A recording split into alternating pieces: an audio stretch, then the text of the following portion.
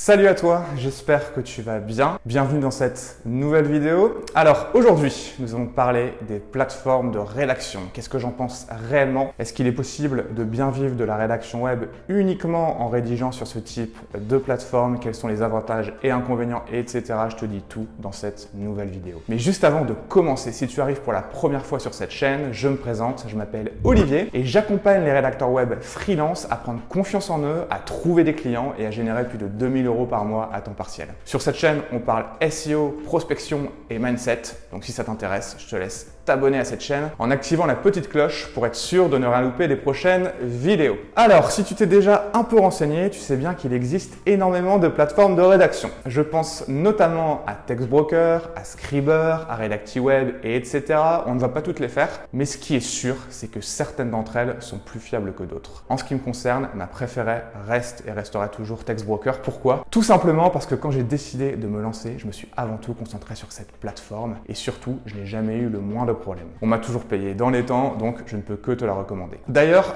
sache que je t'avais déjà fait une vidéo sur Textbroker où je te partageais des conseils pour passer son texte d'inscription avec succès. Bien entendu, elle t'aidera également à rédiger un article test pour d'autres plateformes. Je pense notamment à Scriber qui demande aussi un article test avant de pouvoir prendre des commandes. Donc, si tu ne l'as pas encore vue, je te la conseille vivement. Elle t'aidera à avoir une longueur d'avance par rapport aux autres qui tentent de s'inscrire. Quoi qu'il en soit, dans cette vidéo, je veux surtout te faire prendre conscience de certaines choses quand tu rédiges pour ce type de plateforme. Alors le premier avantage, je dirais que ça permet évidemment de décrocher ses premières missions et de gagner ses premiers euros sur internet rapidement. En plus, sur des plateformes comme Textbroker ou Scriber par exemple, on te demande simplement un article test et c'est tout. Tu n'as même pas besoin de te construire un portfolio avant de démarrer. Donc franchement, pour découvrir et apprendre un peu le métier de rédacteur web tout en gagnant un peu d'argent, c'est juste parfait. Et en plus, tu peux faire des progrès assez rapidement, notamment sur Textbroker, car ils prennent le temps de te donner des conseils pour améliorer tes textes au fur et à mesure. Par contre, il y a quand même des inconvénients à ce type de plateforme et là pour le coup, il y en a quand même pas mal. Donc, soyons clairs, ce n'est pas du tout de dire que c'est de la merde, absolument pas, mais c'est plutôt, encore une fois, de te faire prendre conscience de certaines choses. Le premier inconvénient, et tu te doutes sûrement de ce que je vais te dire, ce sont les tarifs. Sur les plateformes de rédaction, on te paye, on ne va pas se le cacher, mais on te paye clairement une misère. Et pour espérer gagner au moins 500 balles par mois, il faut déjà bien cravacher. Donc clairement, ce n'est pas avec ça que tu pourras en vivre pleinement et sereinement surtout. Le deuxième inconvénient, c'est que les sujets qu'on te propose la plupart du temps ne sont pas foufou. Tu as quand même beaucoup de trucs qui sont relous. Après, ça dépend de ce qui te plaît. Mais pour ma part, je trouvais quand même que 99% des sujets proposés étaient vraiment chiants. À la base, quand tu te lances dans ce métier, c'est quand même pour prendre du plaisir. Et là, les 3/4 du temps, si ce n'est plus, tu rédiges sur des sujets qui ne te plaisent pas. Donc, sur la durée, et ça c'est vraiment le pire, c'est que ça peut t'amener à te démotiver et à abandonner parce qu'à force, tu peux croire que les plateformes représentent la réalité du métier. Alors qu'en fait, et ça je t'invite vraiment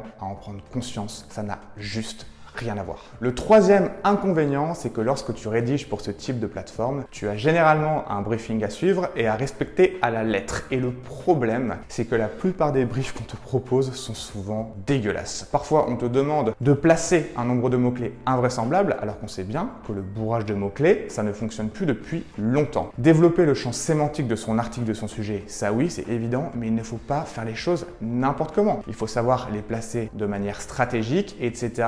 Donc là, c'est pas le sujet de cette vidéo, mais clairement, en termes de SEO sur les briefings, dans la grande majorité des cas, c'est vraiment très limite. Le quatrième inconvénient, c'est que lorsque tu t'inscris sur ce genre de plateforme, tu es directement confronté à la concurrence. Les plateformes, ce sont vraiment des usines à rédacteurs. Il y en a des milliers et des milliers. Donc déjà, selon les plateformes, il faut faire le tri pour que tu puisses rédiger sur un sujet qui te plaît. Mais en plus, il faut être réactif parce que les meilleures commandes, comme tu t'en doutes, partent extrêmement vite et ça franchement c'est juste méga relou. Cela nous amène donc au cinquième inconvénient et c'est ce que je remarque chez beaucoup de personnes, je reçois notamment des mails à ce sujet, c'est que beaucoup deviennent complètement dépendants de ce genre de plateforme. Alors pourquoi? Déjà la première raison c'est que ça permet d'avoir des missions et de se faire un petit peu de thunes rapidement et la deuxième raison c'est que ce n'est pas en rédigeant uniquement sur ce type de plateforme qu'il est possible de prendre confiance en soi pour aller démarcher ses propres clients. Donc si tu veux, c'est vraiment un tout qui fait que beaucoup restent accrochés à ces plateformes. Ils en sont totalement esclaves et si tu es dans ce cas-là, je te recommande d'en sortir au plus vite et de te former davantage pour monter en compétences, prendre réellement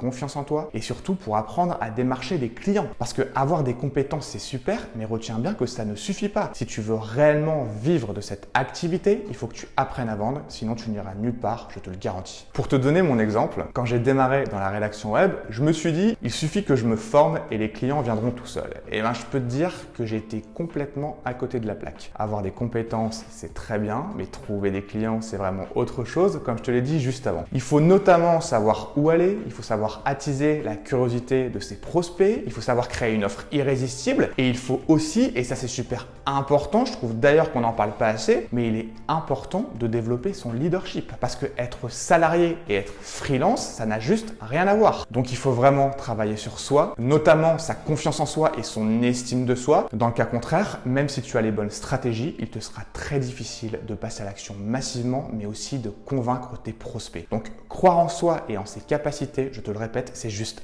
impératif si tu souhaites vivre pleinement et sereinement de la rédaction web. Alors, si tu dois retenir une seule chose dans cette vidéo, c'est que tu peux t'inscrire sur ce genre de plateforme pour découvrir un peu le métier, pour voir si ça peut te plaire ou pas, tout en gardant en tête, bien entendu, qu'elle ne reflète pas réellement la réalité du métier. Et une fois que tu as rédigé une vingtaine, voire une trentaine de textes, je t'invite à en sortir, à te former davantage pour monter en compétences et prendre confiance en toi pour te mettre à démarcher des clients en direct. Sache que c'est vraiment de cette manière que tu pourras très bien vivre de ce métier et gagner ta liberté une bonne fois pour toutes. Voilà ce que je souhaitais te partager aujourd'hui dans cette vidéo. Dis-moi ce que tu en penses dans les commentaires, ce sera très intéressant de te lire. Et si tu souhaites aller plus loin et commencer à trouver tes premiers clients justement, je te propose de te rendre dans la barre de description juste en dessous de cette vidéo pour télécharger un exemple d'email qui te permettra de collaborer plus facilement avec des agences de stratégie digitale. Sur ce, je te souhaite une excellente journée, une excellente soirée, prends soin de toi et on se voit bientôt.